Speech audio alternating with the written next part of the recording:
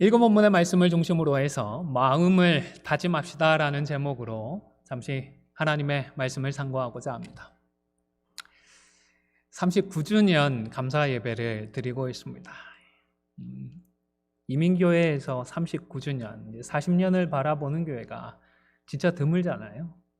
그동안 우리와 함께 해오신 하나님의 그 크신 사랑과 은혜에 감사하는 마음으로 저희들 변함없이 이 예배 가운데 임하시는 그 하나님을 바라보고 그 임재를 사모하며 하나님 앞에 나아가는 가운데에 축복된 예배의 시간을 누리는 우리 모두가 되실 수 있기를 주님의 이름으로 기원을 드립니다. 그분이 내 안에, 내가 그분 안에라는 책에 제가 책을 읽게 되었는데, 이 책을 보면서 영생에 대한 믿음을 조롱하고 그리고 기독 신앙까지 조롱을 했던 무신론자 크리스토퍼 히친스라는 사람의 일화를 접하게 되었습니다. 여러분도 무신론자 하면 아마 리차드 도킨스라는 사람 이름 정도는 들어보셨을 것 같은데요. 이 크리스토퍼 히친스도 도킨스와 함께 이 현대 시대의 무신론의 부흥을 이끌었던 사람이라고 합니다.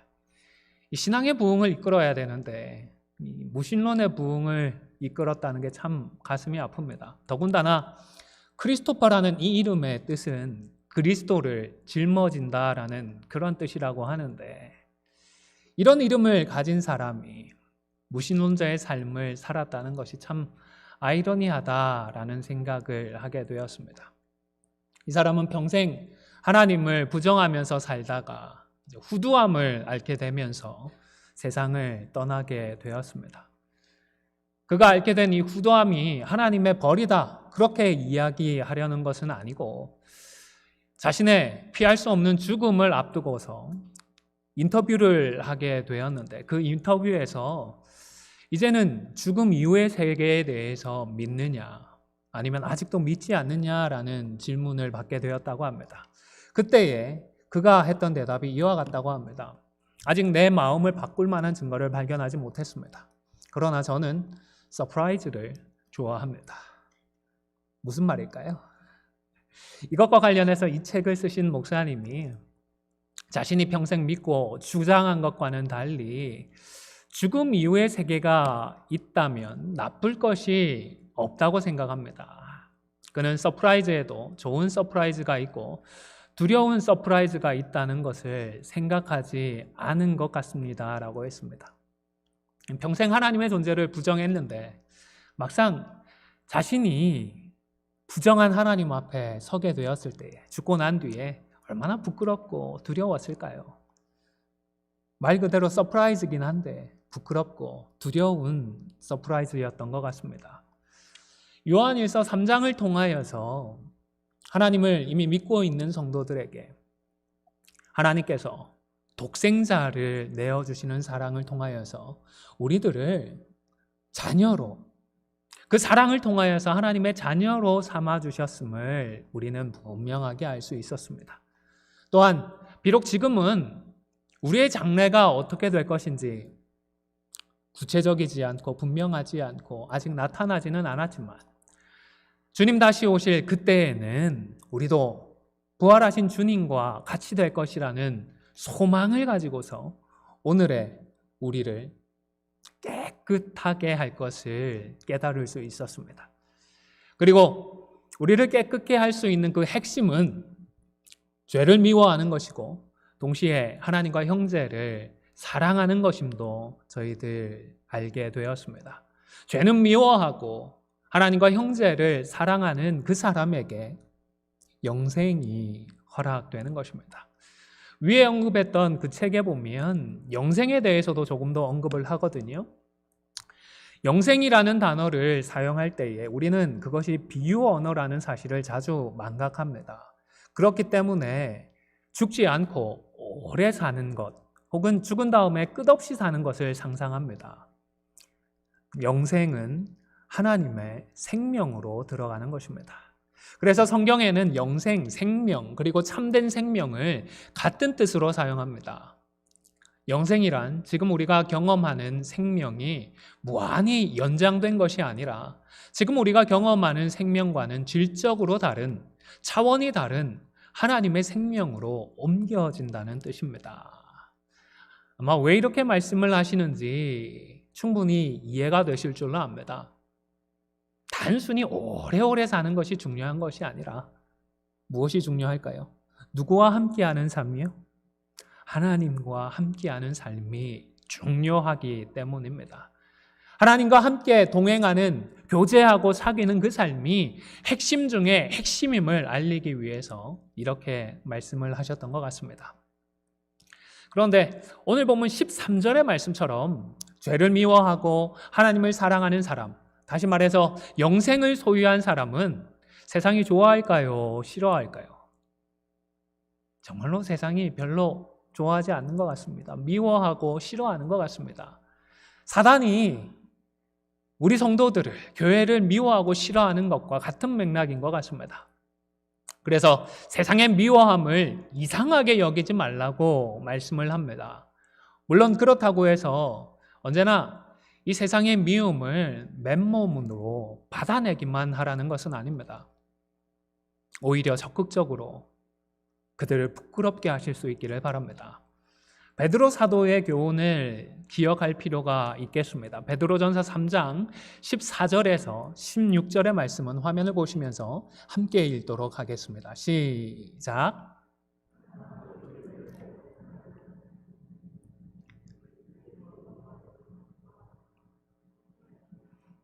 너희 마음에 그리스도를 주로 삼아 거룩하게 하고 너희 속에 있는 소망에 관한 이유를 묻는 자에게는 대답할 것을 항상 준비하되 온유와 두려움으로 하고 선한 양심을 가지라. 이는 그리스도 안에 있는 너희의 선행을 욕하는 자들로 그 비방하는 일에 부끄러움을 당하게 하려 함이니라. 세상이요, 교회와 성도를 미워합니다. 그런데 이 일 때문에 결국 그들이 부끄러워하도록 우리 성도는, 우리 김 장로님 기도하셨던 대로 바른 신앙, 바른 믿음을 지키며 살아가야 하는 것입니다.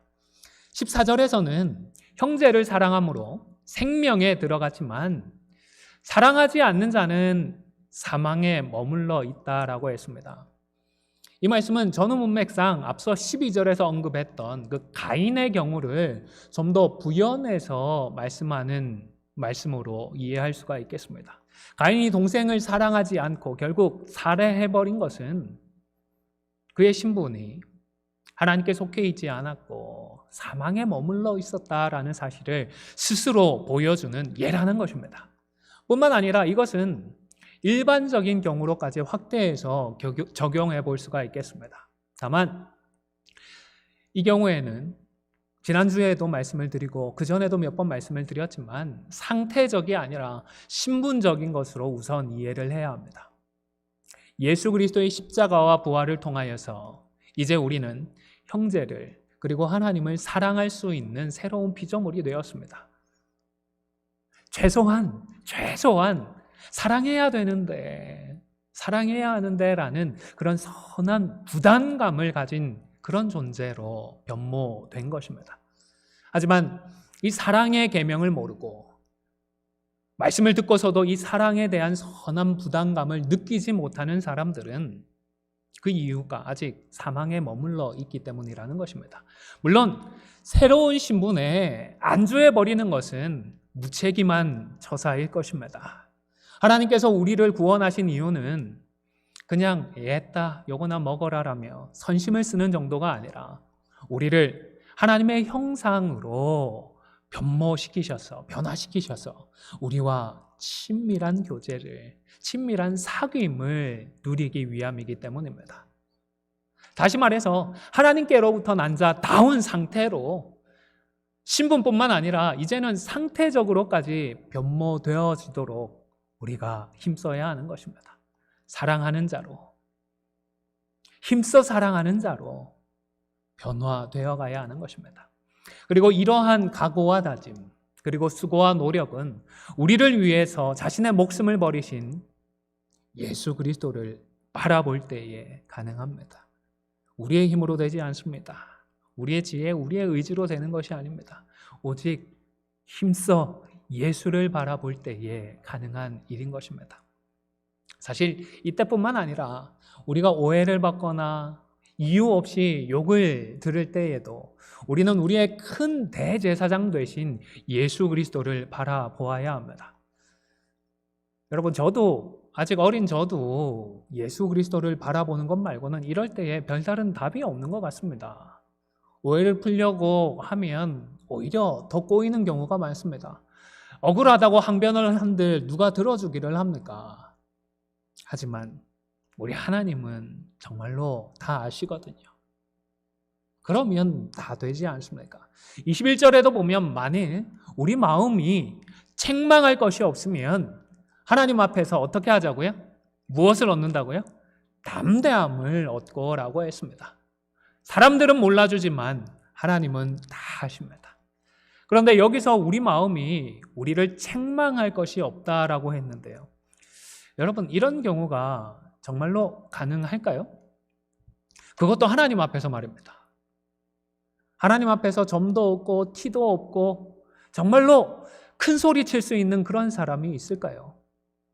단언컨대 아무도 없습니다. 아무도 없습니다. 사람으로서는 이것 역시 불가능합니다. 범죄한 아담과 하와가 하나님 앞에서 이전처럼 담대할 수가 없어서 하나님께서 동산 가운데 임하셨을 때에 어떻게 하셨죠? 누구의 무엇을 피해서 숨었나요? 하나님의 낯을 피하여서 숨었습니다. 동생 아벨을 죽였던 그 가인도 내가 주의 낯을 배웁지 못하리니라고 했습니다. 죄의 문제를 해결하지 못한 인간은 아무도 하나님의 얼굴을 볼 엄두를 내지 못했습니다. 이것은 사실 저와 여러분에게도 우리들에게도 마찬가지입니다. 그러나 그 누구라고 하더라도 예수 그리스도의 보혈을 의지할 때에는 담대함을 얻을 수가 있습니다. 다시 말해서 예수 그리스도의 그 보혈의 공로를 의지하는 사람은 누구나 담대하게 하나님을 찾아도 되는 것입니다.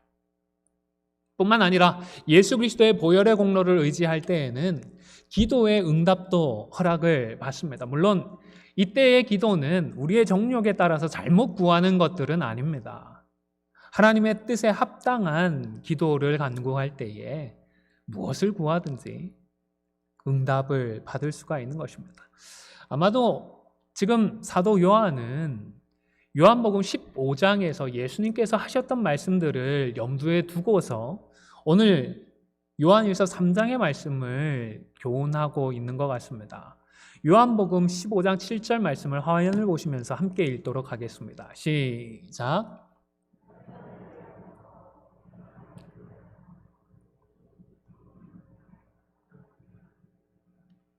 여러분, 예수님도 무엇이든지 구하는 대로 구하라 그리하면 이루리라는 말씀을 해주셨습니다. 하지만 이 말씀만 우리는 기억하려고 하는 것 같습니다. 그 앞에 있는 조건절도 기억을 해야 되겠죠. 무엇이라고 말씀하셨나요? 너희가 내 안에 거하고 내 말이 너희 안에 거하면. 여러분, 그러면 우리의 기도 제목이 어떻게 될까요? 우리의 정욕대로 우리의 욕심대로 구하는 것이 아니라 하나님의 뜻대로 우리 예수님의 그 소원대로 기도하게 되는 것입니다. 오늘 본문 22절에서도 무엇이든지 구하는 바를 받는다고 말씀을 그렇게만 하시지 않고 구하는 바를 받는 사람에 대해서도 좀 더 부연을 해주고 있습니다. 어떤 사람이 구하는 바를 받는다고요? 예수 그리스도의 무엇을 지키는 사람이요? 계명을 지키는 사람. 또 주님이 기뻐하시는 것을 행하는 사람이다라고 분명하게 그 기도하는 사람의 상태를 설명해 주고 있습니다. 예수님의 말씀과 예수님의 뜻을 잘 알고 행하는 사람이니까 그런 사람의 기도 역시도 예수님의 뜻에 부합하는 기도일 것입니다. 그런데 전체 문맥을 놓고 보면 이때의 기도는 일반적인 여러 기도의 제목이라기보다는 주신 말씀을 따라서 서로 사랑하게 해달라는 기도로 범위를 좁혀서 이해하는 것이 성경적이다라는 생각입니다. 22절의 계명도 사랑하라는 계명이고 또 거기서 기뻐하시는 것도 우리가 사랑하는 것 아니겠습니까? 23절에서 그 계명이 무엇인지를 다시 설명을 합니다. 23절과 24절 말씀도 성경을 보시거나 화면을 보시면서 함께 읽도록 하겠습니다. 시작. 그의 계명은 이것이니 곧 그 아들 예수 그리스도의 이름을 믿고 그가 우리에게 주신 계명대로 서로 사랑할 것이니라. 그의 계명을 지키는 자는 주 안에 거하고 주는 그의 안에 거하시나니 우리에게 주신 성령으로 말미암아 우리가 우리 안에 거하시는 주를 우리가 아느니라. 아멘. 그렇죠? 사도 요한이 강조하고 싶은 계명은 서로 사랑하는 것입니다. 서로 사랑하는 사람은 자신의 능력이 아니라 성령의 능력을 힘입어서 사랑을 하는 것입니다. 그리고 주님께서 그 사람 안에 거하시기 때문에 사랑할 수가 있는 것입니다. 여러분, 신앙생활에 있어서 믿음이 참 중요합니다. 하지만 이 믿음이 결코 그 자체로 신앙생활의 목표인 것은 결코 아닙니다. 하나님께서 예수님을 믿는 우리의 그 믿음을 보시고서 우리를 의롭다라고 해주십니다. 그렇기 때문에 우리의 믿음 참 중요합니다. 그런데 이렇게 믿고 의롭다함을 받은 우리들은 이제는 성화를 거치게 되어지고 영화를 향해 나아가는 것입니다. 여기서는 하나님의 그 말씀을 지키고 행하는 것이 참 중요합니다. 왜냐하면 말씀에 순종하는 것을 통하여서 우리는 주님 안에 거하고 동시에 주님도 우리 안에 거하시기 때문입니다. 이러한 사귐과 교제는 삼위 하나님께서 서로 누리시는 바로 그 교제이고 사귐이기도 합니다. 하나님께서 서로 누리는 이런 사귐들을 우리와도 누리고자 하시는 것입니다. 화면을 보시면서 요한복음 15장 10절 말씀도 함께 읽도록 하겠습니다. 시작. 내가 아버지의 계명을 지켜 그의 사랑 안에 거하는 것 같이 너희도 내 계명을 지키면 내 사랑 안에 거하리라. 아멘. 여기에 보면 예수님도 아버지의 계명을 지켜서 하나님의 사랑 안에 거하신다라고 했습니다. 그리고 마찬가지로 우리들도 주님의 계명을 지켜서 누구의 사랑 안에 거한다고요? 예수님의 사랑 안에 거하리라고 하셨던 것입니다. 요한복음 14장 20절도 화면을 보시면서 함께 읽도록 하겠습니다. 시작. 그날에는 내가 아버지 안에 너희가 내 안에 내가 너희 안에 있는 것을 너희가 알리라. 여기서도 보면 예수님은 자신과 하나님의 그 관계처럼 우리와 예수님도 같은 관계를 누리게 될 것을 말씀하고 계십니다. 바로 이렇게 사귀고 교제할 수 있도록 18절에서는 우리가 그저 말로만 혀로만 사랑하지 말고 행함으로 진실함으로 행할 것을 당부하고 있는 것입니다. 여러분 주변에 혹 그저 말로만 가까운 척하는 사람, 말로만 친한 척하는 사람과 그런 분이 있는지 모르겠습니다. 그런 사람과는 깊은 교제를 나눌 수 있을까요? 없을까요? 사람과도 그런 사람과는 우리가 깊은 교제를 나누기가 어렵습니다. 정말로 진실하게 행하는 그런 사람, 행함으로 그 관계에 충실한 사람과는 우리가 점점 더 깊은 교제를 나누게 되는 것처럼 우리도 그저 말과 혀로만 사랑한다라고 말하는 것이 아니라 우리의 행함, 우리의 진실함으로 사랑해야 하는 것입니다. 하나님은 영이시기 때문에 우리가 정말로 진실한지, 우리가 정말로 바른 마음으로 사랑하고 있는지 너무너무 잘 아십니다. 너무너무 잘 아십니다. 뿐만 아니라 하나님은 영이시기 때문에 하나님과 그 교제, 우리가 하나님과 교제하는 것이 똑같을 수가 없습니다. 사람이 사람과 교제하는 것과 하나님과 우리가 교제하는 이것이 똑같을 수는 없는 것입니다. 그래서 말씀과 기도로 하나님과 교제를 하고 있으면서도 이게 진짜 교제를 하고 있는 것이 맞는지, 그냥 나 혼자 착각하고 있는 것은 아닌지 그런 생각도 들 수 있을 것 같습니다. 하나님이 보이시지 않는데 나 혼자만 하나님 와 계시다고 생각하고, 하나님은 계시지도 않는데 생각도 없는데 그냥 나 혼자 하나님 아시지요? 하나님 이거 어떻게 하면 좋겠습니까? 그저 헛소리만 해대는 게 아닌가 싶은 것입니다. 그러나 그렇지 않습니다. 빌립보서 2장 13절 말씀을 화면을 보시면서 함께 읽도록 하겠습니다. 시작. 너희 안에서 행하시는 이는 하나님이시니 자기의 기쁘신 뜻을 위하여 너희에게 소원을 두고 행하게 하시나니. 여러분, 보이지는 않지만 하나님은 우리와 함께 하십니다. 믿으십시오. 그리고 우리 속에서 약속대로 행하십니다. 그래서 우리가 마음을 열고 주님을 찾으면 비록 우리가 눈으로는 볼 수 없지만 참된 그 사귐과 교제를 누리게 됩니다. 물론 이 교제, 이러한 사귐 역시도 우리가 눈으로, 우리의 감각으로 확인은 할 수 없습니다. 하지만 참된 사귐과 교제를 누리게 되면 우리 안에 계신 하나님께서 우리로 하여금 무엇을 갖게 해주신다고요? 자기의 기쁘신 뜻을 위하여 너희에게 무엇을 주신다고요? 소원을 주신다라고 하십니다. 여러분, 우리 마음에 생기는 소원은 우리가 느낄 수 있나요? 없나요?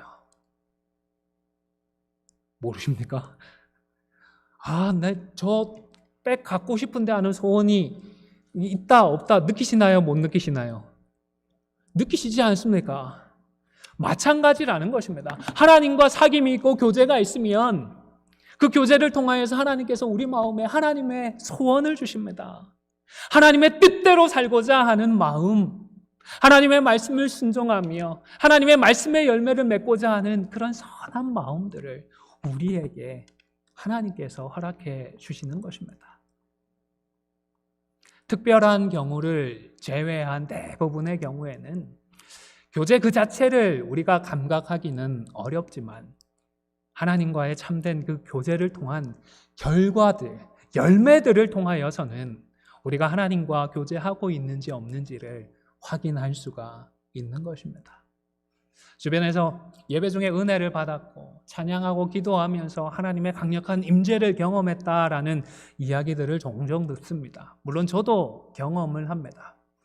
그런데요, 예배당 문 밖을 나서는 우리의 마음속에 하나님의 기쁘신 뜻을 위한 소원이 없다면 그것은 하나님과의 참된 교제는 아닐 것입니다. 자기 도취이고 자기 만족에 불과할 뿐입니다.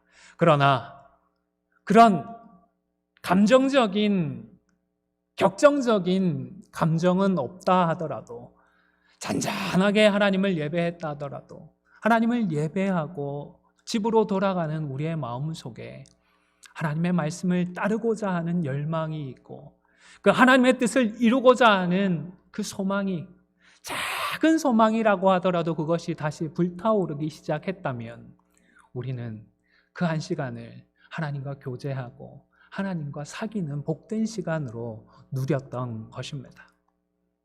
자, 그렇다면 어떻게 해야 하나님과의 참된 교제를 누릴 수 있을까요? 그것은 행함과 진실함으로 사랑하는 것인데, 여기에는 중요한 포인트가 한 가지 오늘 본문에 기록되어 있습니다. 그것은 바로 우리가 우리의 마음을 닫지 않는 것입니다. 17절에서 요한이 염려하고 걱정하는 부분은 성도들이 하나님께서 주시는 마음에도 불구하고 그만 마음을 닫아버리고 아무것도 행하지 않는 것입니다. 17절 말씀도 화면을 보시면서 함께 읽도록 하겠습니다. 시작.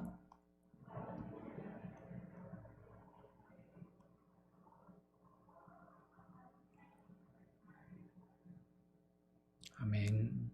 우리가 주님 안에 거하고 주님께서 우리 안에 거하면 언제나 서로 사랑할 것에 대한 거룩한 부담이 있기 마련입니다.